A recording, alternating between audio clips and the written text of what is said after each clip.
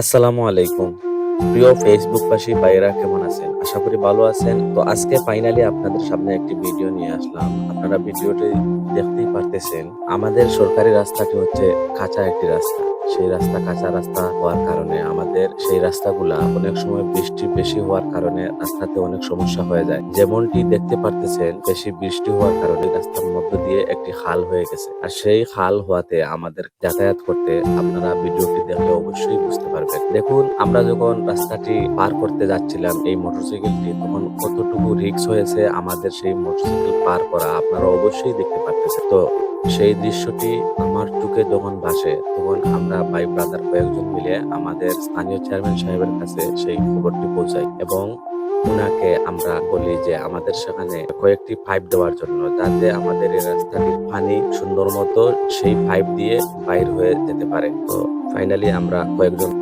ভাই ব্রাদার মিলে আমাদের চেয়ারম্যান সাহেবের বাড়িতে যাই। যাওয়ার পর উনি ওনার নিজ গাড়ি দিয়ে, আমাদের একটি নৌকা নিয়েছিলাম, সেই নৌকাতে 4টি পাইপ উনি তুলে দিয়েছেন। তো ফাইনালি আপনারা দেখতে পারতেছেন সেই পাইপ লোড হওয়ার কাজ শুরু হয়েছে এবং সাথে আমরা যে কয়েকজন ভাই ব্রাদার গিয়েছিলাম, আমাদের সেখানে আসলে কোনো কাজ করতে হয়নি। আমরা আরো ভেবেছিলাম যে এই পাইপ গুলো আমাদের খাদে করে নিয়ে সেই নৌকাতে উঠানো হবে। যখন আমরা জায়গাতে যাই, তেমনটি আর কাজ করতে হয়নি, কারণ চেয়ারম্যান সাহেব আমাদেরকে অনেক হেল্প করেছে। তো চেয়ারম্যান সাহেবকে আমার মন থেকে আমি জানাই ধন্যবাদ। তো ফাইনালি আমাদের নৌকাটি কিন্তু লোড হয়ে গেছে, আপনারা দেখতেই পারতেছেন।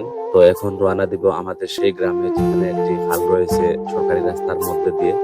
তো মানুষ যাতায়াত করতে খুবই কষ্ট হয়। তো আপনারা সবাই দোয়া করবেন, ইনশাল্লাহ খুবই শীঘ্রই আমাদের সেই রাস্তা দিয়ে আগের মতো মোটরসাইকেল এবং সিএনজি চলাফেরা আবার শুরু করবে।